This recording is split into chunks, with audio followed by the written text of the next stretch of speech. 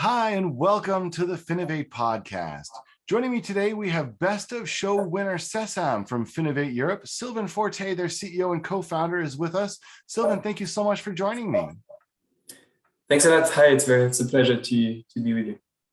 Excellent. So for those of you who don't know, FinovateEurope wrapped up in London back in March. All of the demo videos are up online right now. You can go and take a look at them at finovate.com. If you haven't checked out the video for SESAMm, I highly recommend that you do that. They were one of the ones that our audience selected as Best of Show. And Sylvain, can you kick things off by just giving us a quick overview for people who haven't seen your demo video of what SESAMm is all about? Sure, it would be my pleasure. So I'm Sylvain, CEO and co-founder of SESAMm. We're an AI company focusing on analyzing billions of articles and messages from the web in real time using a technology called natural language processing. So we basically process text data and we derive insights that are consumed by finance professionals and corporates. And we have the ability to screen an enormous 20 billion articles and messages and to detect things like environmental, social, and governance risks, early warnings, analyzing competitors, measuring sentiment on companies and on concept. And we're a team of close to 100 people now, growing very fast, with a majority of data scientists and NLP experts. And personally, I have an engineering background. Started the company during my study, and I'm very, very passionate about AI. And the quick story is also 3 days ago, I was just nominated to Forbes 30 under 30.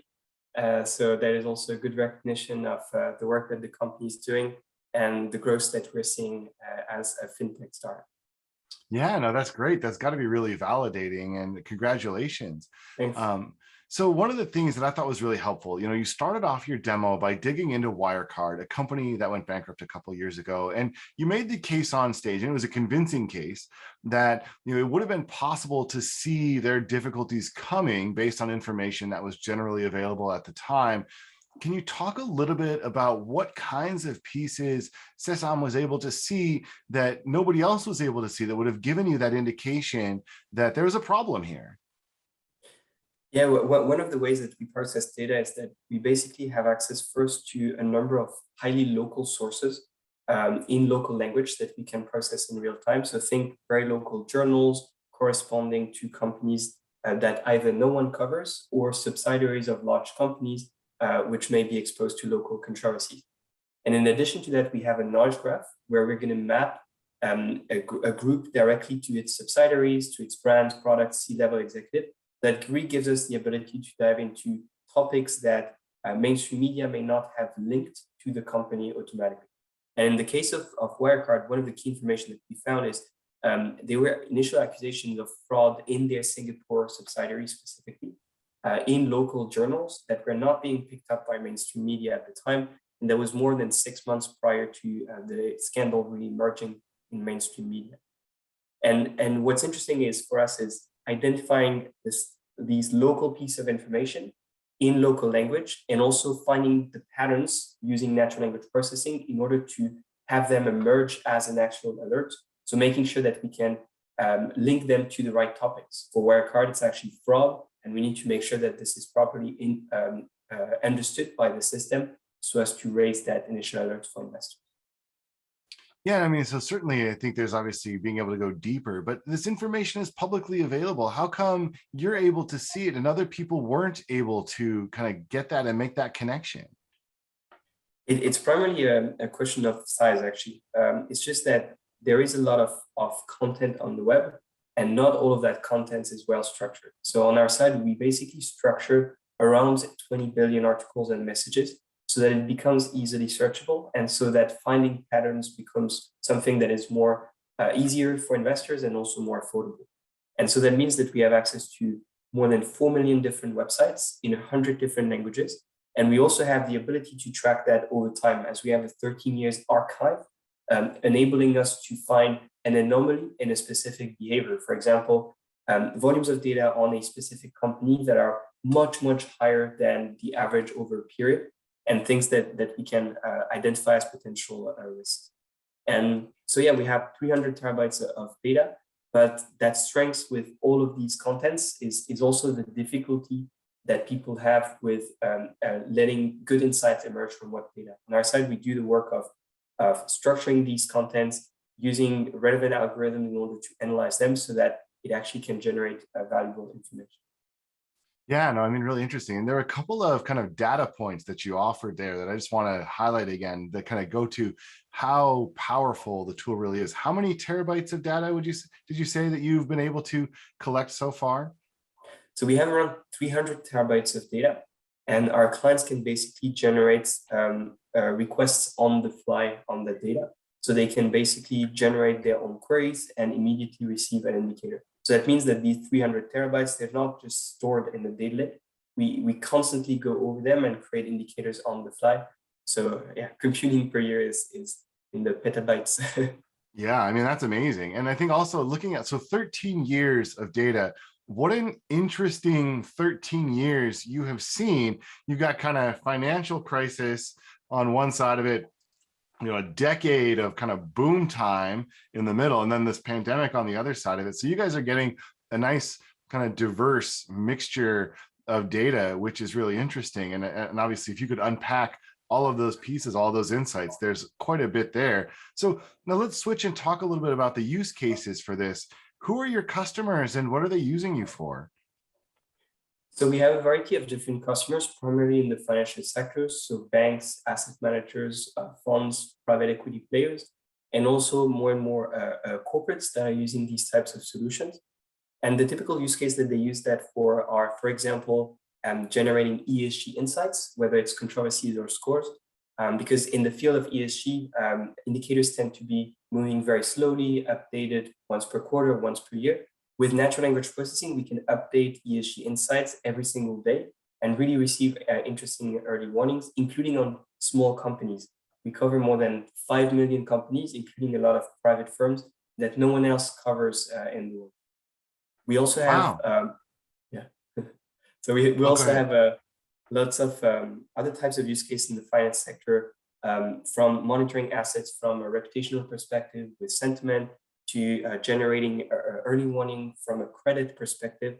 And even right now, finding information on macro topics such as the Ukraine war that we're actually monitoring, including in specific Russian propaganda websites, so as to understand what is being said, what is the potential impact on commodities and natural gas more specifically, and also how are companies exposed to that topic in the way that they are mentioned in the press and in social media.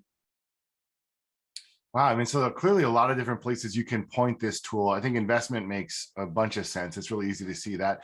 How are some of the banks who are in the Finovate audience? That's sort of who our show was aimed at. And clearly your demo resonated with that room full of bankers in London.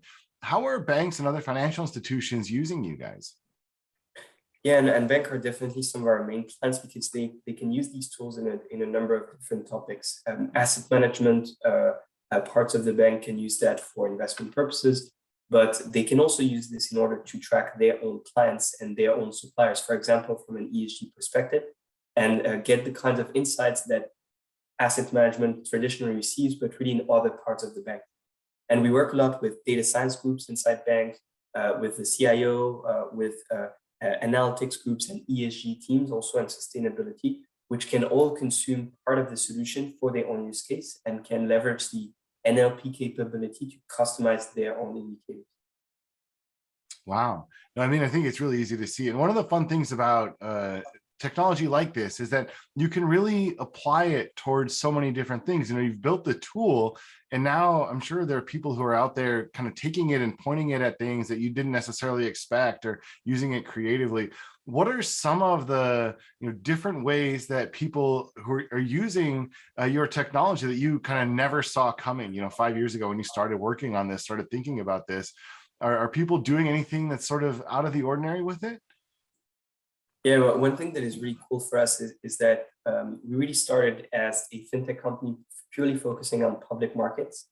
And we progressively extended to private equity. And now we're seeing more and more corporate use cases, for example, in the healthcare sector or beauty sector, food, etc. So companies that have a data marketing team that is looking to leverage natural language processing and analytics, and that sees that technology as a way to find insights that are relevant to their own use case that we don't know as a team, but that they are really familiar with.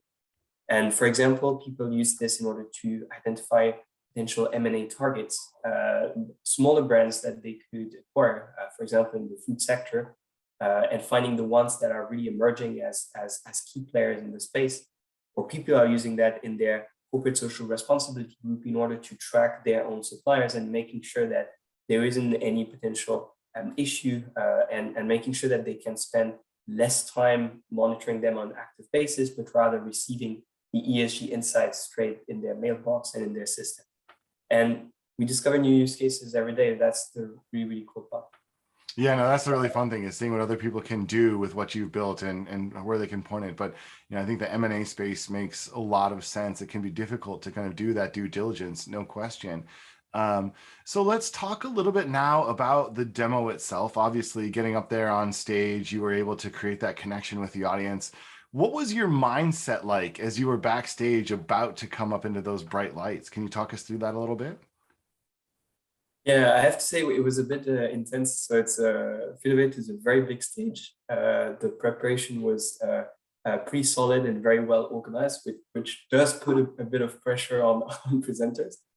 The demos were also very cool. We saw people coming in with a virtual reality headset, for example, and I was just with my small computer and my demo coming on stage. But the feedback was very good and the pitch went well. And I think it also shows and demonstrates how useful are the tools that we develop can be for investment professional, for corporates, and how this really resonates with actual use cases that people have. Yeah. So did you have any idea when you were kind of getting ready to go out there that you were a potential best of show winner? Was that thought on your mind at all in that moment? Or did you just want to really kind of focus on getting through those 7 minutes? No, more like getting through initially. So I wasn't too happy at the start, but I'm really glad that things went well. And we really were very happy about the exposure, mostly having this ability to showcase our solution to a lot of banks at the same time, to also a lot of venture capital firms, etc. Anyone that we can collaborate with in the future. And yeah, winning the competition was really a big win for us, and something that we are very happy about. But we didn't come with that objective in mind. We're just happy about the exposure. Yeah, no, 100% agreed. It's always the companies that are kind of focusing on getting those conversations going who ultimately make that big connection with the audience. So we've got about 2 minutes left here, and I want to end by just looking towards the future, looking at the amount of data that you've been able to collect, the amount of data that's available. Obviously, there's going to just be more and more kind of coming into the system that'll give you the ability to get these insights. What does the future look like when it comes to this kind of technology, 3, 5, or 10 years down the line?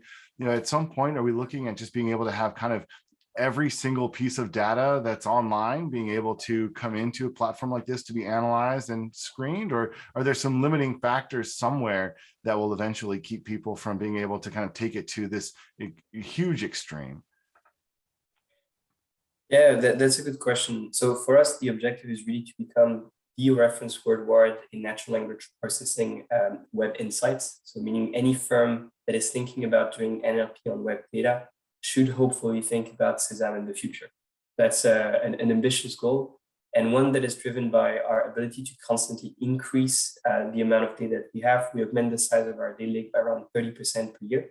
There are always limits to that, limits sometimes linked to the centralization of the web, which tends to appear, and some media controlling information in a tighter way. We hope this trend continues to go in the right direction, and that the web remains open enough so as to enable use cases like ours, and so as to ultimately enable corporates and investors to make better decisions. So that's what we are looking to do, helping people make more informed decisions. And we need the right data and the right algorithms to do that. So we're going to fight for that in the future. Yeah, no, it's really very simple at the end of it, right? It all comes down to just having the information that you need to make an informed, intelligent decision. And there are no shortage of difficult decisions that people are going to have to make. There's no shortage of information that people are going to have to try and account for in there. So I think there's quite a bit still to come And obviously, you know, winning Best of Show at Finovate is a great validation of where you are at the moment. So again, for anybody who hasn't seen it, check out their demo video at finovate.com or on the Finovate YouTube channel. See their 7 minutes, see what they're all about. Sylvain, thank you so much for joining me today and talking us through everything. It's been a pleasure. Thank you very much, Greg.